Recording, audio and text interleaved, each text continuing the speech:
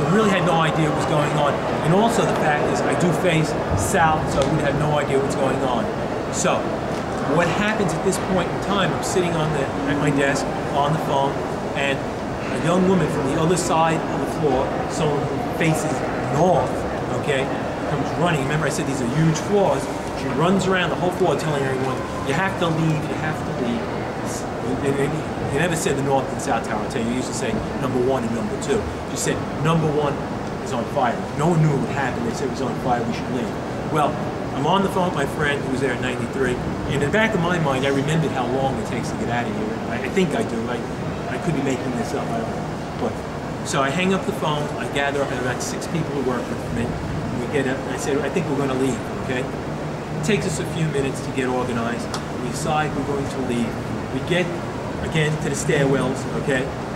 Same thing, though, I would say, as in 1972 and 93. The same thing happens again. Okay, the stairwells are really backed up with people. Now, this time though, they're all lights. That's good because Port Authority, remember I said, one of the emergency things they did do was add emergency lighting, which will be useful, and we'll mention that in a few minutes. At this point in time, we make a decision that, for me, it turned out okay. Some person I worked with, it turned out to be a fateful decision. We decided we were going to take the elevators from the 72nd floor to the 44th floor. Okay. So we get in the elevators, we go down, we get to the 44th floor.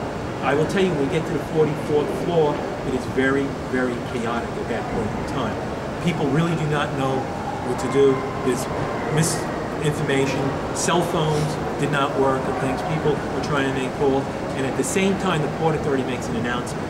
And I will always remember, as they told us, there's no danger in this building, please go back to your desks. Okay? They were correct. Okay, I'm going to tell you they were correct in that announcement, making that announcement, because they did not need more people outside. Things were not going very well out there in that North Tower.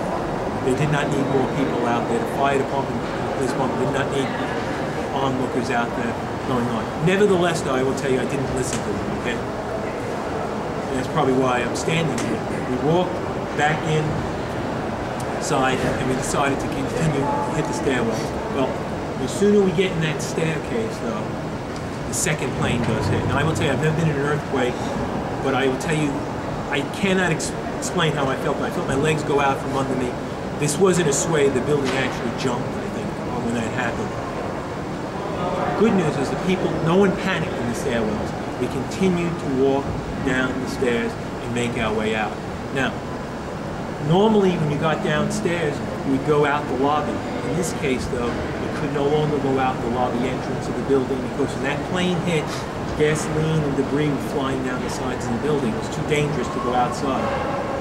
We had to do at this point in time, we had to go through the interior of the building and work our way through something called the mezzanine level. Unfortunately, when you walk through the mezzanine level, you must pass the courtyard or the plaza between the north and south towers. I will tell you, you've heard stories where it's taking place in the North Tower. We won't go into it today.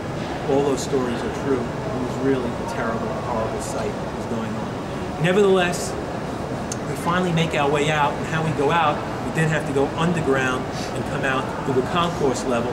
And if you looked outside, you see where Century 21 is out there? Number 5 World Trade Center used to face, there used to be a Borders bookstore there. We exited from the lobby of Borders Books. It is now somewhere 9, I don't even know what time it is, okay? At this point in time, no one has any idea who was in the building, what was going on. However, we do go outside, and I turn around for the first time and realize what is taking place. You look behind you, it is only a scene from some disaster movie. It's the way I can only describe it. Something Steven Spielberg or George Lucas might come up with. It's really a horrific sight. At that point in time, I proceed to head north and south, north and east, away from the building. I do not know where I was when the buildings collapsed, okay? I can tell you other stories. Now, people who worked with me who waited a few minutes later just barely made it out of there. A friend of mine who got on the elevator a few minutes later didn't make it out because he was stuck in the elevator. There's a lot of other things I do remember. I remember the firemen coming up to rescue people, knowing a lot of these firemen aren't going to make it out. But there were a lot of heroes on that day. I worked for a company called Morgan Stanley, and I know a lot of you here from England. Well, the head of security at Morgan Stanley had dual citizenship, okay? He was also British. He died in that building on making sure everyone from his company got out. And when you were down in the tribute center, there's a plaque on the wall, one of the things that talk about him leading people out of there, making sure people got out. That's my story. I'm going to now, at this point, I'm going to turn